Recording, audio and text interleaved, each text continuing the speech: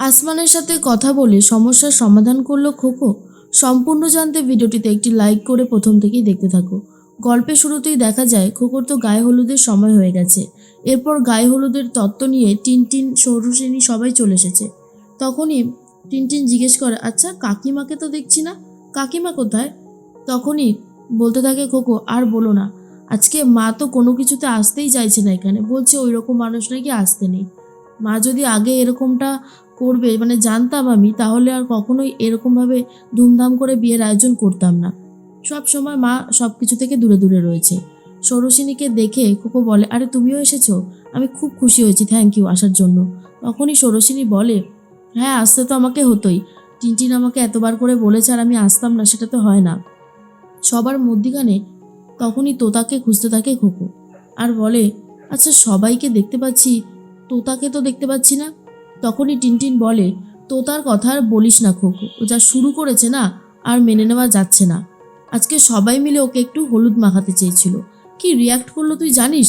সারা দিন কেঁদে চলেছে, যেন কিছু একটা হয়েছে। কি হয়েছে জিজ্ঞেস করলে তার কোনো উত্তর নেই।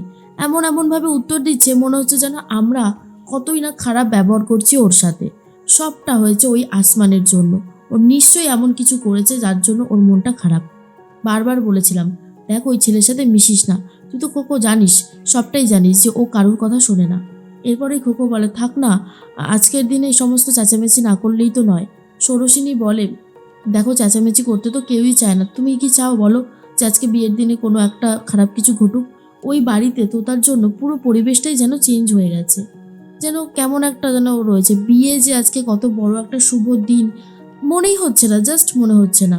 খোকো তখন বলে, এই সমস্ত কথা থাক। এরপর খোকো সেখান থেকে একটু সরে গিয়ে আসমানকে ফোন করেছে আর বলে, কি ব্যাপার আসমান, তুমি আসছো তো আজকে? তখনই আসমান বলে, না না, ওরকম বাড়িতে আমার যাওয়াটা বোধহয় ঠিক হবে না। খোকো বলে, কেন? আমি তো তোমাকে আমার তরফ থেকে নেমন্তন্ন করেইছি, তাহলে অসুবিধাটা কোথায়? আসমান বলে, অসুবিধা আছে, তোমার ওই বাড়ির অনেকেই আমাকে পছন্দ করে না। আমি চাই না, বিশ্বাস করো, যে আমার জন্য কোনো ঝামেলা হোক, কারণ সেটা হলে আমারই সব থেকে বেশি খারাপ লাগবে। কোকো তখন বলে, কোনো ঝামেলা হবে না, তুমি একটু নিজেকে সামলাও। আর তুমি কি করেছো তোতার সাথে? তোতার মনটা এত খারাপ কেন গো? ওর মন তো ভীষণই খারাপ। আসমান তখন বলে, দেখো, তোমার তোতাকে আমি বলেছিলাম যে আমি একজনকে ভালোবাসি আর আমি তার কাছে প্রতিজ্ঞাবদ্ধ, আমি কোনোভাবেই তোতাকে ভালোবাসতে পারবো না। কথাটা শোনার পর থেকেই না তোতা আমাকে উল্টোপাল্টা শোনাচ্ছে, নিজে মন খারাপ করে রয়েছে, খাচ্ছে না। এটা কি আমার দোষ বলো? আমি তো অন্য কাউকে ভালোবাসতেই পারি, বা আমার কি কাউকে কথা দেওয়া থাকতে পারে না? কোকো তখন বলে, নিশ্চয়ই পারে, কেন পারে না? কিন্তু তুমি নিশ্চয়ই তোতার সাথে এমন কোনো খারাপ ব্যবহার করেছো যার জন্য মেয়েটার মনটা খারাপ। দেখো, কথা তো অনেকভাবেই হয়, কথা খারাপভাবেও বলা যায়, আবার সেই কথাটাই অনেক ভালোভাবে বলা যায়। আমার মনে হয় তুমি একবার খোকোর সাথে তুমি একবার তোতার সাথে কথা বলো। দেখো, আমি তো জানি যে তোতার মনটা কেন খারাপ হয়েছে। ও তোমার কাছ থেকেই কোনো কষ্ট পেয়েছে, না হলে এমন হয় না। আজকে ওর দাদার বিয়ে, আজকে আমাদের বিয়ে, কোথায় ও আনন্দ করবে জানো? ওর এই দিনটা নিয়ে না অনেক বেশি স্বপ্ন ছিল, ও আনন্দ করবে, হই হুল্লোড় করবে, কিন্তু আজ যখন আমি দেখছি আমারই বিয়েতে গায়ে হলুদের তত্ত্ব নিয়ে তোতা আসেইনি, তখন বুঝতে পারছি যে ওর কতটা কষ্ট হয়েছে। প্লিজ আসমান, তুমি অন্তত এরকম করো না। আসমান তখন বলে, দেখো আমি কি করব আর না করব সেটা যদি আজকাল তোমরা বলে দাও, তাহলে আমারই খুব সমস্যা হবে। এরপর খোকোকে সবাই মিলে ডাকতে থাকে, কারণ গায়ে হলুদ হবে তো, আর কত খোকো দেরি করবে। এরপর খোকোকে সবাই নিয়ে যাচ্ছে। তখনই ষোড়শিনী বলে, কার সাথে কথা বলছে? তখন টিনটিন বলে, মনে হয় তোতার সাথে। ভালোই হয়েছে, যদি তোতাকে কনভিন্স করে এখানে আনতে পারে, সের থেকে ভালো তো আর কিছু হতে পারে না, তাই না? ষোড়শিনী বলে, এই শোনো, তোমার বোনকে না আমি খুব ভালোভাবে চিনে গেছি, ও এত সহজে মানানোর মেয়েই না। ওর এখন প্রচণ্ড রাগ হয়েছে কোনো একটা ব্যাপার নিয়ে, আর সেটা নিয়ে ও যথেষ্ট ভুগছে রীতিমতো, আমি জানি, খুব ভালো মতনই বুঝতে পেরেছি। টিনটিন তখন বলে, যাকে আমরা আর এসব ব্যাপার নিয়ে ভেবে কি করব? তোতা যদি নাই আসতে চায় সেটা আমাদের কোনো দোষ নেই। এর মধ্যেই টিটু তো রেডি হয়ে যাচ্ছে, আর তখন সবাই মিলে বলে, সত্যি টিটুর বউটা কিন্তু খুব ভালো হয়েছে, আর টিটুর সাথে খুব মানাচ্ছেও। তখনই টিটু বলে, হ্যাঁ তা বলতেই পারিস, তো ওদেরও কি আর কম মিল আছে নাকি? তোদেরও তো কত মিল রয়েছে। এর মধ্যে টিটুর ফোনটা বাজতে থাকে। টিটু তখন ফোন ধরেছে, আর তখন ফোন করেছে রূপ, আর বলে, টিটুদা, মা তোমার সাথে কিছু কথা বলতে চায়। এরপর দর্শনা বলে, টিটু তুমি শুনতে পাচ্ছ আমার কথা? টিটু তখন বলে, হ্যাঁ হ্যাঁ আন্টি শুনতে পাচ্ছি। আন্টি, আপনারা আসছেন না বিয়েতে? আর তো কিছুক্ষণ পরেই আমরা বেরোবো।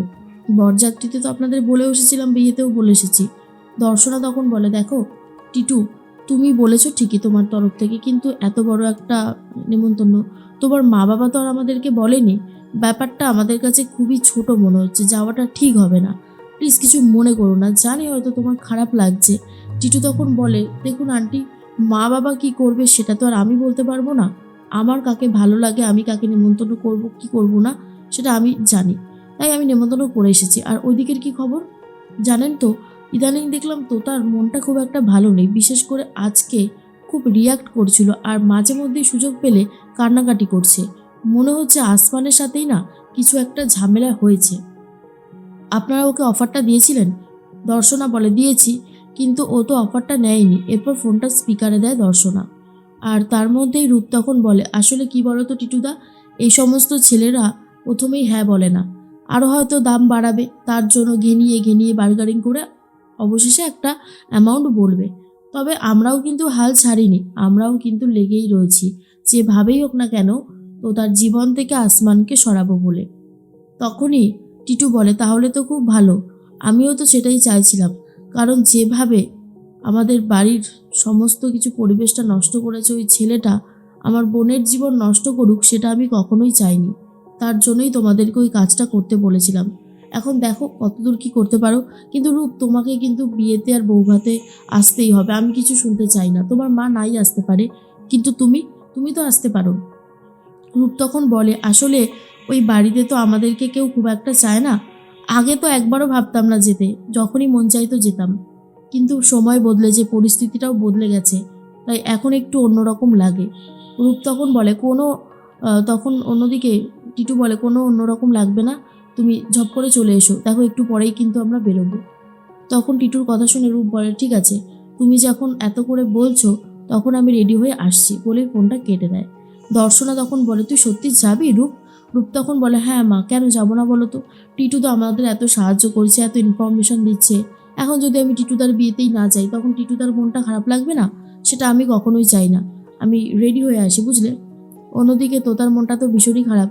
তোতা শুধু পড়ে পড়ে আসমানের কথাই ভাবতে থাকে, যে সে এত ভালোবেসেছিল আসমানকে, শেষ পর্যন্ত আসমান যে এত বড় একটা ডিসিশন নেবে সেটা ভাবতেই পারিনি। কোকো মনে মনে ভাবে, ওদেরকে ঘনিষ্ঠ হতে আমি তো বেশ দেখেছি, দুজন মিলে ভালো কথাবার্তা, অনেক গল্প আড্ডা করেছে, তাহলেও এরপরে হঠাৎ করে আসমান এরকম বদলে যাচ্ছে কেন? এর একটা সমাধান করতেই হবে। তো তার মনটা ভীষণই খারাপ, জানি কাউকে ভালোবেসে থাকলে সে যদি কষ্ট দেয়, ওর থেকে বড় কষ্ট সেই মুহূর্তে আর কিছু হতে পারে না।